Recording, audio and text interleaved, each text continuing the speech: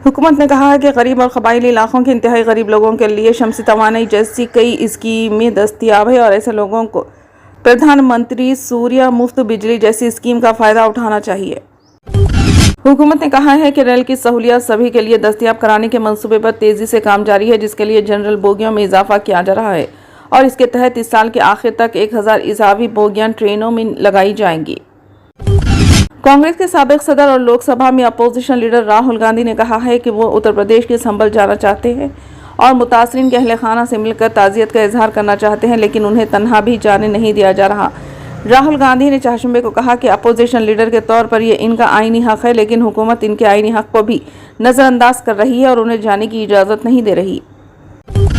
हुकूमत ने आज हिंदुस्तान और चीन के दरमियान सरहदी इलाकों में लाइन ऑफ एक्चुअल कंट्रोल पर अप्रैल 2020 से पहले की सूरत हाल की बहाली को बेहतरी किस्म के इक़दाम करार दिया और वाज़ेह किया कि तरक्की के लिए दोनों ममालिक के दरमियान सरहदी इलाकों में अमन और हम आहंगी को बरकरार रखना पहली शर्त है और अपनी कौमी सलामती के मफादात को मकदम रखकर ही हम आगे बढ़ेंगे।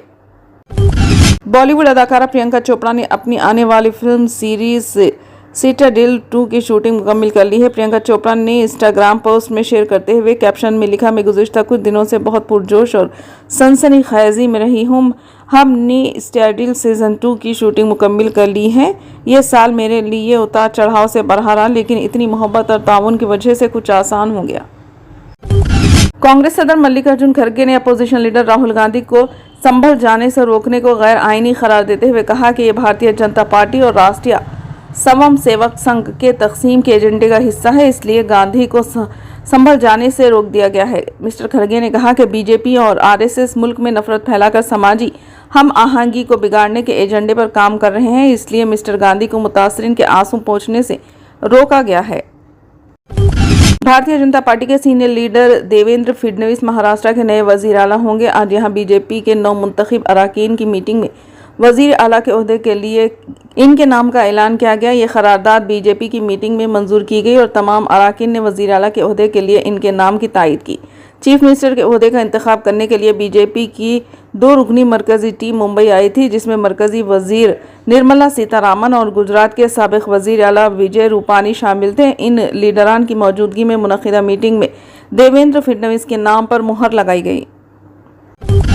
कांग्रेस जनरल सेक्रेटरी प्रियंका गांधी वड्रा वजीर दाखिला अमित शाह से मुलाकात की और उन्हें अपने पार्लिमानी हल्के वायनाड में लैंडस्लाइडिंग की वजह से दरपेश सूरत हाल से आगाह किया और मुतासरीन की मदद के लिए ज़रूरी इक़दाम करने की अपील की। वड्रा, जो वायनाड लोकसभा सीट के हालिया ज़मीनी इंतखाब में भारी फर्क से जीतकर पार्लियामेंट पहुंची थी, ने बुध को पार्लियामेंट हाउस कॉम्प्लेक्स में शाह से इनके दफ्तर में मुलाकात के बाद नामा निगारों को बताया कि उन्होंने मिस्टर शाह से कहा कि सियासत ऊपर उठकर वायनाड के लोगों की मदद करने की दरख्वास्त है।